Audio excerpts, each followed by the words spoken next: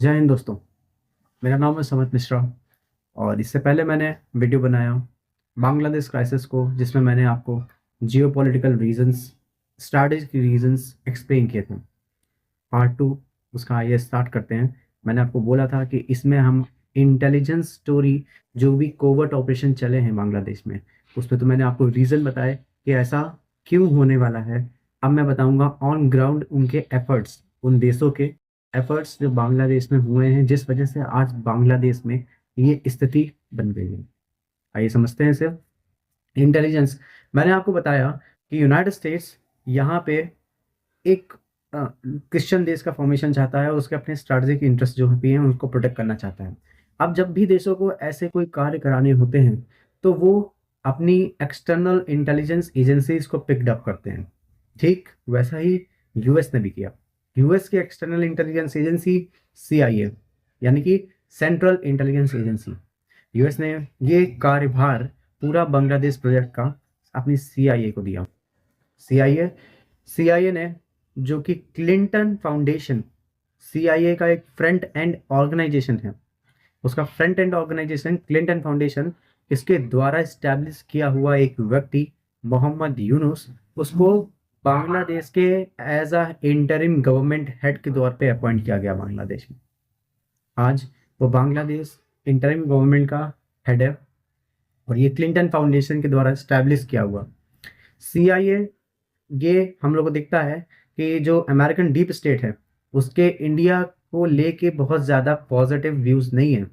इस वजह से उसने अगर इंडिया के इंटरेस्ट को इग्नोर किया, जिस वजह से मोहम्मद यूनुस जब आए, इसके बाद में जो आईएसआई है, यानी कि इंटर सर्विस इंटेलिजेंस, जो कि बांग्लादेश में ऑपरेट कर रही थी, उसको फ्री हैंड मिल गया।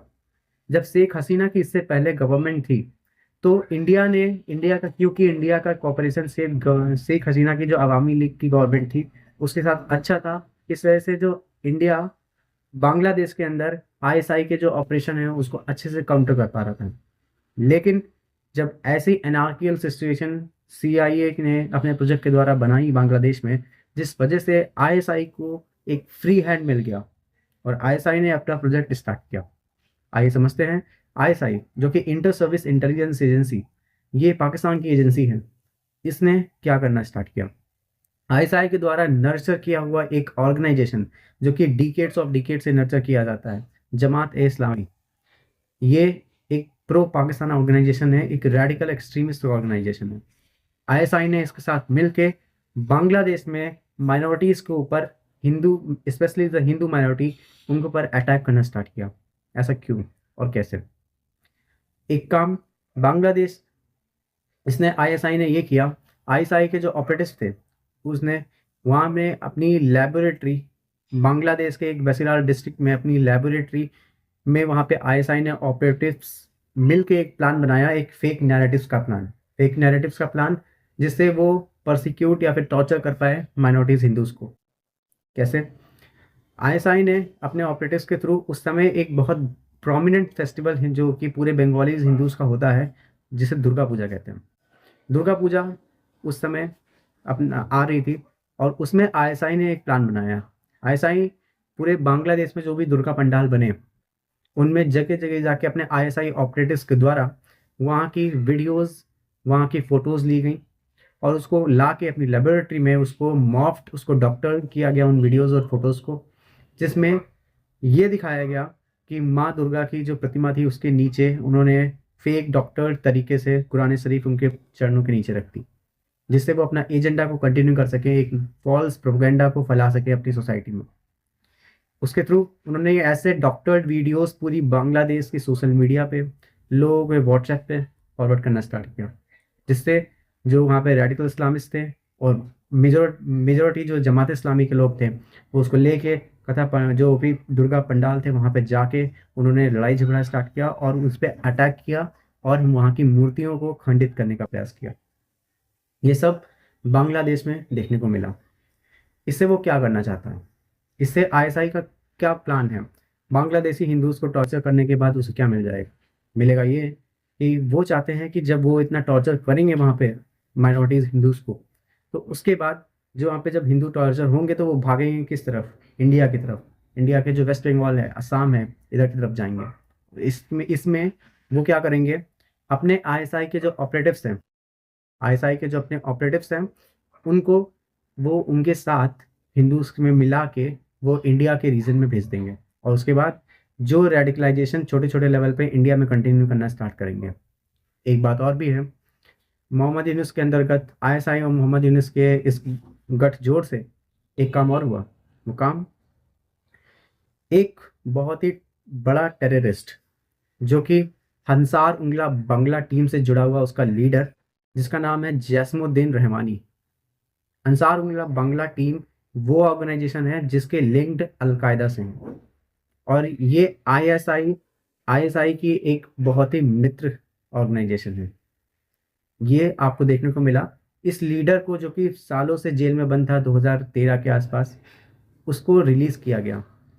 और जो रिपोर्ट्स में ये पाई जाती हैं, आईबी की हमारी इंटेलिजेंस रिपोर्ट्स में ये पाया जाता है कि इसकी जो स्पीचेस थी उसके कुछ वर्ड्स आपको मैं बता देता हूँ।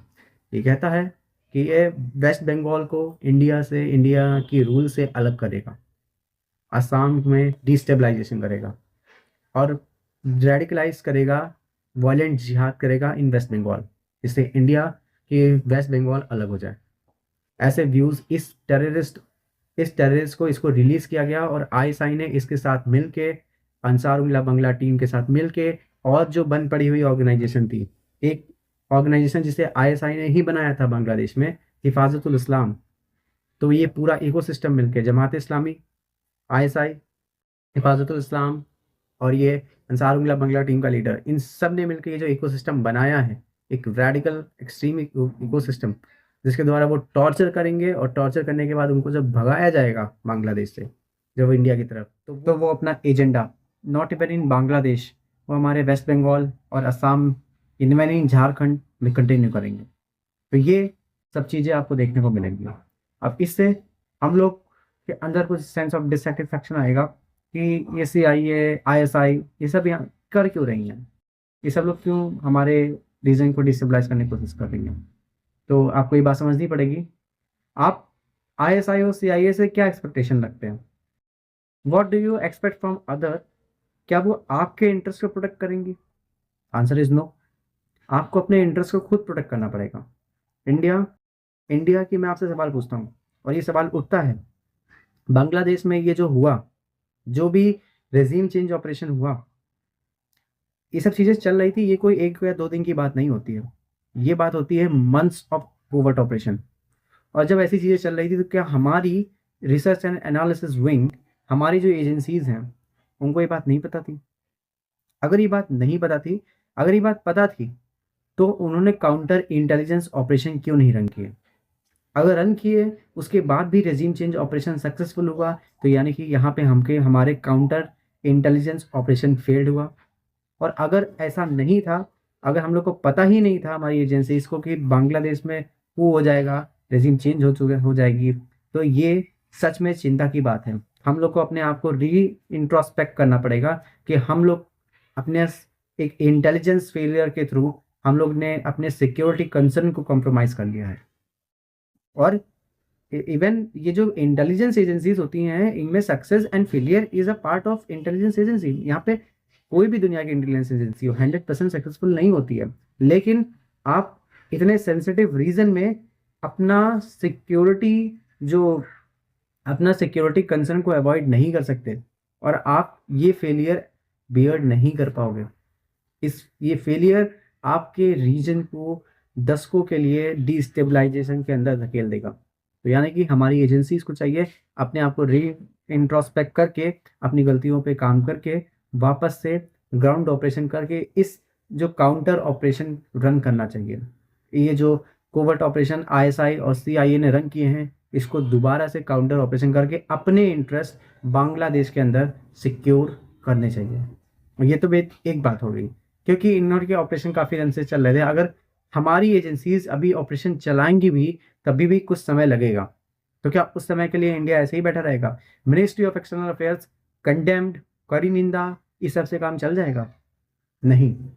We must have to take an appropriate action whatever in need, चाहे वो इंटरनेशनल प्रेशर हो बांग्लादेश के ऊपर, आप दुनिया भर में ऐसा कंसेंसस अपना बनाइए, अपने डिप्लोमेटिक इन्फ्लुएंस यूज़ करके उस पर डिप्लोमेटिक प्रेशर डलवाइए इंटरनेशनल, कि वो अपने यहाँ माइनॉरिटीज़ को प्रोटेक्शन करें। क्योंकि मुझे ऐसा दिखाई नहीं देता। मुझे लगता है कि जो रेडिकल फंडामेंटलिस्ट हैं, कि इतनी आसानी से काबू में नहीं आएंगे, जो मेरा पर्सनल ओपिनियन है।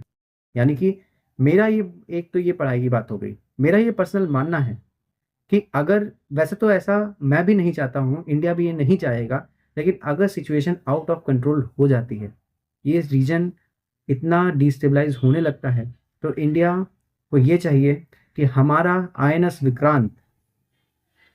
विक्रांत को बे ऑफ बंगाल में खड़ा करके इनका ट्रेड चोक कर देने, ग्लोबल मैरीटाइम ट्रेड से बांग्लादेश को आइसोलेट करके, जो हमारे लैंड बॉर्डर हैं उनके थ्रू इन पे सैंक्शंस लगा के बांग्लादेश को आइसोलेट करना चाहिए ग्लोबल मैरीटाइम ट्रेड से। और इसका रीज़न जानते हैं क्या होगा? रीज़न ये होगा कि बिना एक गोली चलाए Bangladesh will cease to survive in 7 week. यानी कि इन 7 वीक तो मैंने बहुत ज़्यादा बोल दिया, विद इन 7 डेज, 1 वीक के अंदर Bangladesh will cease to survive. क्योंकि बांग्लादेश अपना 98% तक जो बॉर्डर है वो इंडिया के थ्रू शेयर करता है, और अगर यहाँ पे लैंड बॉर्डर सैंक्शंस इंडिया ने इम्पोज कर दिए, इंडिया से कुछ बांग्लादेश नहीं जाएगा। बांग्लादेश और ग्लोबल मैरीटाइम ट्रेड से, यानी कि अपना आईएनएस विक्रांत वहाँ पे रख के दुनिया को ये कह दीजिए, अगर यहाँ पे कोई भी कमर्शियल शिप आएगी तो वी विल डिस्ट्रॉय इट।